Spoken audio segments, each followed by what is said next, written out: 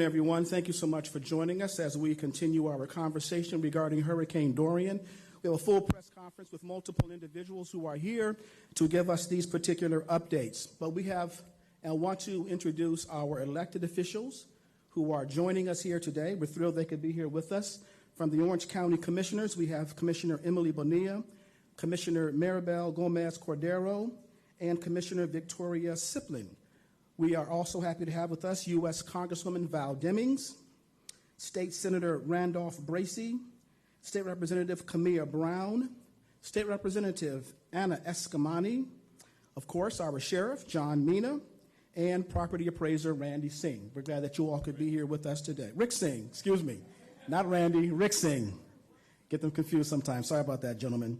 We're going to get started, of course, with our own Mayor Jerry L. Demings, who will give us an overarching update, and then move into our updates with the hurricane with our emergency manager, Keith Koch. Then we'll hear from Sheriff John Mina, our Fire Chief, James Fitzgerald, and then we'll have a word from the Red Cross from Janice Moran, who is the Executive Director of the Central Florida region for the American Red Cross. But we will start with our Mayor, Jerry L. Demings. Mayor?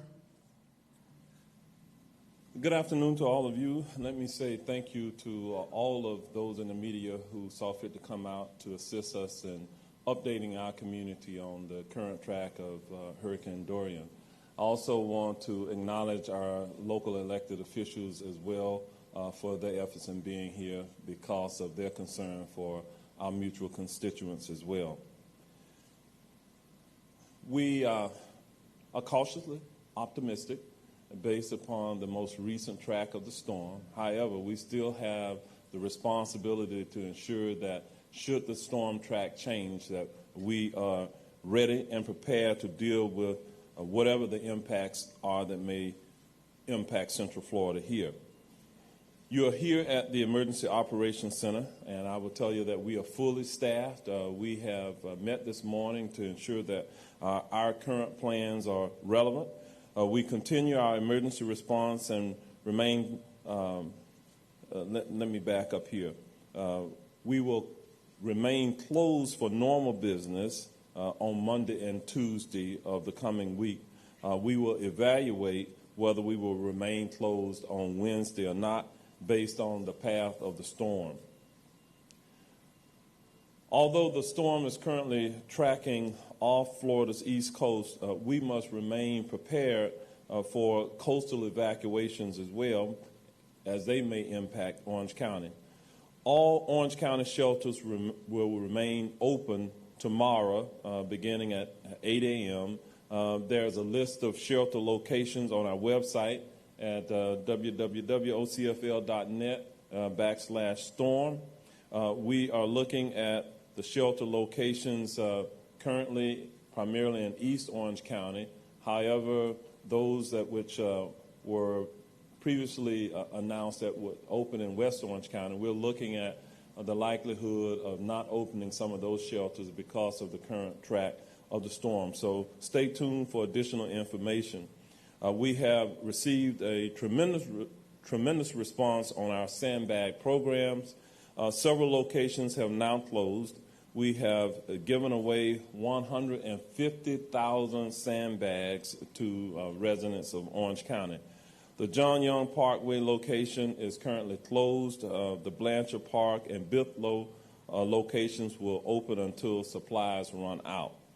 We again point you to our website at ocfl.net/storm for specific details on the sandbag locations that will remain open. I would like to take this moment to talk a little bit about the fuel conditions here within Orange County. Yesterday we had a meeting here at the EOC with Governor DeSantis, and he reassured us that he has taken appropriate steps and measures to ensure that throughout Florida's fuel supplies remain adequate for the remainder of the storm period. Any further non-emergency questions can be answered by contacting our emergency hotline, which in this community is 311. Our non-emergency hotline, I should say, is 311. You can also download an app, the OCFL 311, for the most current update from county services. Our 311 hotline will remain open until 11 p.m. tonight, and we'll make adjustments with the times of operations going forward. If you are a person with special needs, you may register by calling the 311 hotline. We also have pet-friendly shelters for those who will need them. All shelters will open beginning on Sunday, tomorrow, at 8 a.m., those of the published shelter locations. I want to stress again that the locations that we have previously published will likely change. Again, regarding trash or garbage pickup throughout Orange County, we have suspended the garbage collection within the county on Monday and Tuesday. So we ask our residents not to put out trash or garbage to be picked up on those particular days. Our message to you is to be sure that your homes and your families have emergency plans and that they remain in place because of the uncertainty associated with the storm. This is vital for you to really ensure your overall family's safety. We're fortunate here in Orange County to also have a local government television station where we're able to give you up-to-date information. And so I would point you to the Orange TV site. You can access our local government television station through the ocfl.net/Orange TV. And you can also view Orange TV via the app on Roku in the education category. We're asking our residents to also pay attention to your weather updates on your local news channels.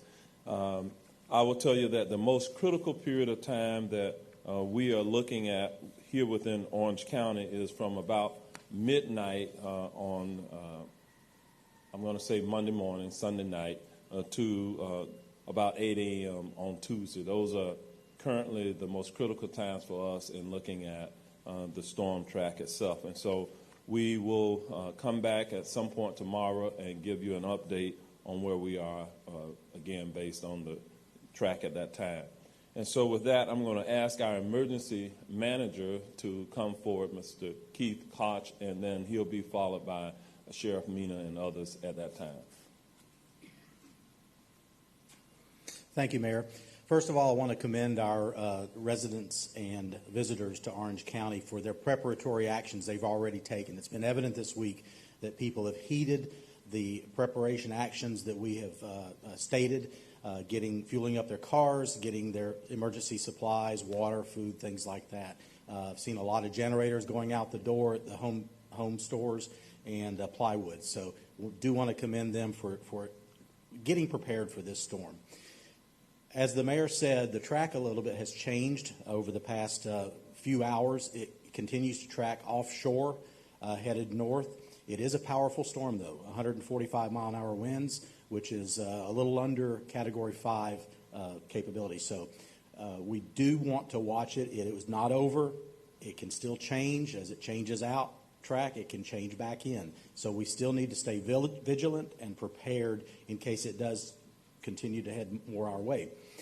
With that, we have been looking at the shelters that we're going to open. We will be publishing that very soon. We are reducing the number of shelters. Primarily, we want to concentrate on the east side of the county, but we will have a shelter or so open on the west side for those residents that may experience high rainfall amounts, whatever needs they may have. We will be opening a total of 9 shelters, plus 2 special needs shelters. So we will have those published very shortly. You can find them on the county website. With that, I would like to turn it over to Sheriff Mina. Thank you. The Orange County Sheriff's Office, men and women are ready and prepared for the storm. We'll make decisions on staffing depending upon the track at a later time. I do want to reiterate the message that our mayor said about using 311. Just talking with our dispatchers here in the communications center, if it's storm related and it's non-emergency, please use the 311 system and not 911 system. But with that, there still are criminals out there who are going to prey on the residents here in Orange County. So if you see anything suspicious, please call 911 immediately. I have been in communications with our surrounding sheriffs. We all want to be on the same page in terms of a curfew. There's been no decision made on that yet, as in terms of the path shifting slightly. So we're going to keep an eye on that, and we will be sure to notify our residents the minute that we make a determination on any curfews. And so with that, I'll turn it over to Chief Fitzgerald.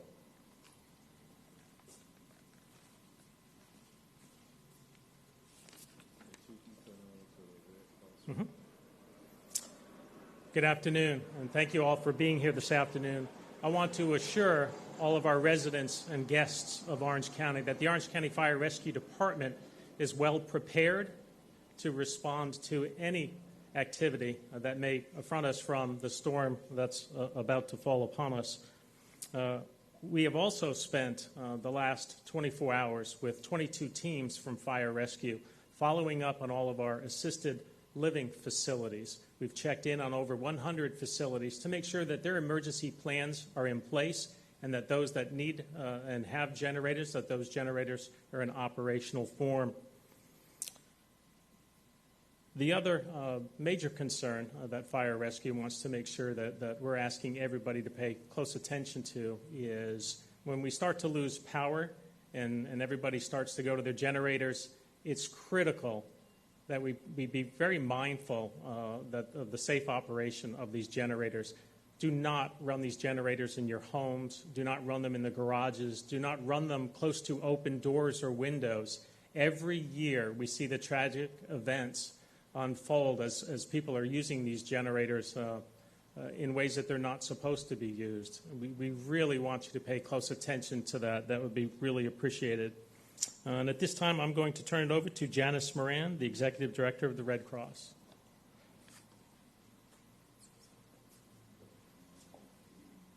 Thank you. And thank you, Mayor Demings, for and all your staff for supporting the American Red Cross. It is such an important endeavor. The Red Cross has been and will always be working with our local government officials as well as our community partners to meet those immediate needs of our communities. And at this time, the Red Cross has 60 tractor trailers loaded of supplies ready to assist and be positioned where needed, and over 600 trained disaster workers from around the country en route. That's on top of all the volunteers and disaster workers we already have in our area. We could not do any of this without the support of our local government, without our community partners, and without all of you. So thank you. Okay, again, let me say thanks to all of our elected officials from both the federal, state, and the local community. They're all here. Should you have any questions for any of us, we certainly would respond at this time. So I'll open it up for any questions that you may have. Will y'all make any changes at all tomorrow or Monday, or have any updated press conferences if the shift changes? Well, we're going to continue monitoring the track for the next 24 hours or so, and the closer we get to Monday or Tuesday, we'll have a better feel for exactly where the track of the storm will move to. In either case, tomorrow we likely will do another update around this same time tomorrow, where we will come together and give you the latest information and update that we have. We are still at, in terms of our Emergency Operations Center, we have moved to level 1 at this point, and so we will have staff here pretty much around the clock. Again, we're watching it very closely. We remain cautiously optimistic, however.